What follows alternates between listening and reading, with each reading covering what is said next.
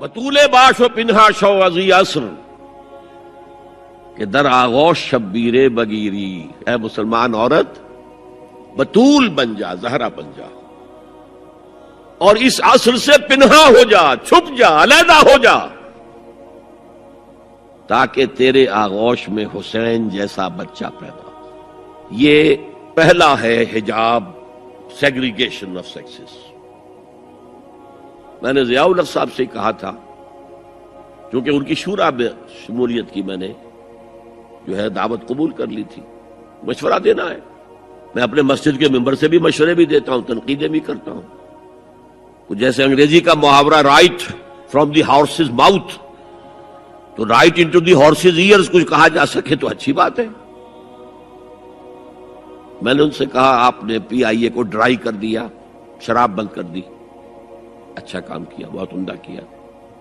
دنیا تو یہی کہے گی نا کہ دقیانوسی ہیں، چلیے برداشت کریں، لیکن یہ ایئر ہوسٹسز جو جاتی ہیں کرو کے ساتھ اور دو دو ہفتے باہر رہتی ہیں، یہ کون سے اسلام کی روح سے جائز ہے؟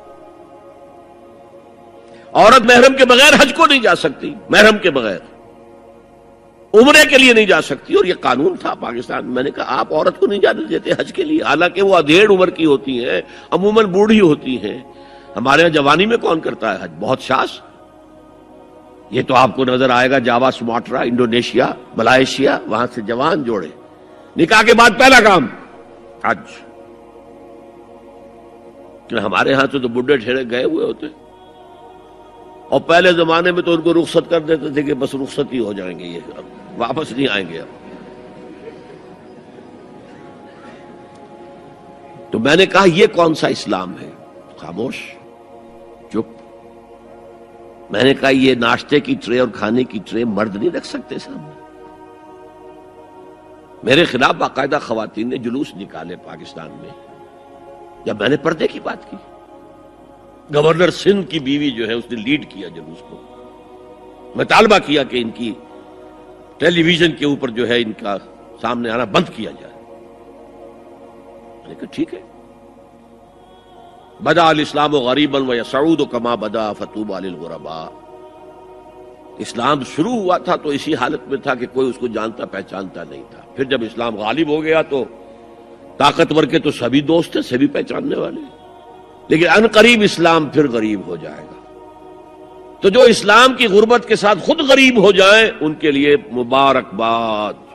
اسلام کا دامن نہ چھوڑیں، چاہے انہیں کہا جائے کہ یہ تو بڑے ہی دقیانوسی لوگ ہیں، بڑے کٹر لوگ ہیں۔ میں نے اس زمانے میں چیلنج کیا تھا، مجھے بتاؤ کیا فرق واقع ہوتا ہے؟ آپ کہیں گے عورتوں کو اگر ہم گھر میں بٹھائیں تو ہماری اکانومی سفر کرے گی، آدھی ہماری جو ہے لیبر وہ کام نہیں کرے گی۔ میں نے کہا where there's a will there's a way۔ Cottage industry کا انتظام کرو، نمبر 1، گھروں میں بیٹھ کر کام کریں۔ دوسری جنگ عظیم کے دوران ایک بڑا علاقہ تھا دلی میں جس کا ہر گھر کارخانہ بنا ہوا تھا، کرخندار، یہ ایک قوم کا نام پڑ گیا، کرخندار۔ چھوٹی چھوٹی مشینیں لگی، کہیں بٹن بن رہے ہیں، کہیں بکسوئے بن رہے ہیں، کہیں نکریں سل رہی ہیں، کہیں پینٹیں سل رہی ہیں، کہیں جو ہے کرتے سل رہے ہیں، قمیضیں۔ صبح کے وقت ٹرک آیا، خام مال دے گیا، شام کو آیا، تیار مال لے گیا۔ عورت نہ گھر سے نکلی نہ باہر گئی، کچھ نہیں، اور کام کیا، کما لیا۔ کاٹیج انڈسٹری کا انتظام کرو۔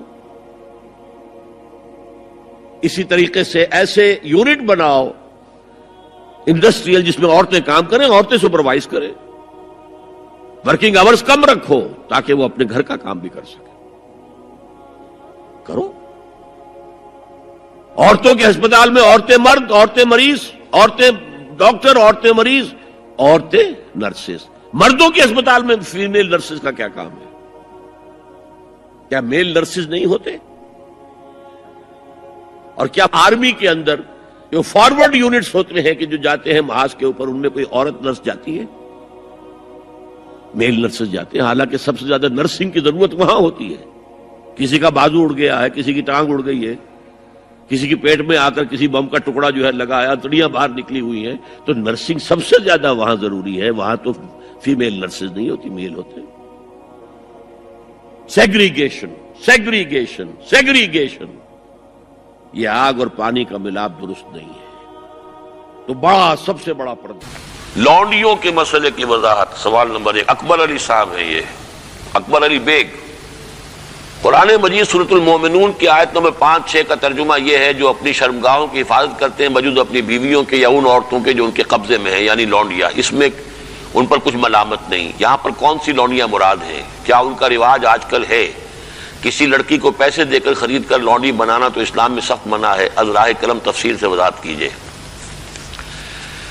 देखिए, इस्लाम में सिर्फ एक नौइयत का गुलाम या लौंडी जायज है, और वो है अगर जिहाद फी सबीलिल्लाह हो और उसमें POWs की हैसियत से, जो कि कॉम्बेटेंट हो, कॉम्बेटेंट जो कि वाक़तन जंग में हिस्सा लेने वाले हैं, मर्द और औरतें, तो जिनको आजकल POW बना लिया जाता है कि वो जो है प्रिजनर्स ऑफ वॉर, उनको इस्लाम ने इजाजत दी है कि बजाय इसके कि मुस्तकिल उसमें कंसंट्रेशन कैंप्स में पड़े रहे, वो उसमें उनको इस्लामी माशरे के अंदर जज्ब करने के लिए उनको तकसीम कर दिया जाए लोगों के अंदर। ये है दर हकीकत उसकी गर्ज़ो कायद। और वो भी ऐसा हो सकता है कि कहीं मुबादले के अंदर अगर शक्ल बेहतर बन सकती हो तो उसको भी इजाजत है। कहीं अगर ज़र फिदिया लेकर छोड़ देने में कोई कबाहत ना हो तब भी इसकी इजाजत है। ये सूरह मोहम्मद सल्लल्लाहु अलैहि वसल्लम की आयत जो है उसके तहत हम पढ़ चुके हैं। लेकिन फर्ज कीजिए कोई शक्ल मुमकिन नहीं है, तो फिर क्या करें? उन्हें कंसंट्रेशन कैंप्स के अंदर रखें।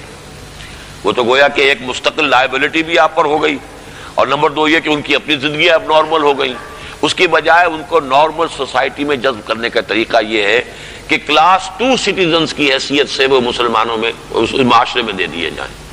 उस तरह की जो खवातीन होंगी उनके साथ ताल्लुक जो है जिनसी, वो जायज है। ये लौंडियां जो इस तरीके से लौंडी बनी हो, उसकी फरोख्त भी जायज थी। किसी आजाद मर्द या औरत को पकड़कर लौंडी या गुलाम बना लेना हराम मुतलक है। यानी जो किया था इन्होंने अमेरिकन ने कि अफ्रीका से पकड़ पकड़ कर लोग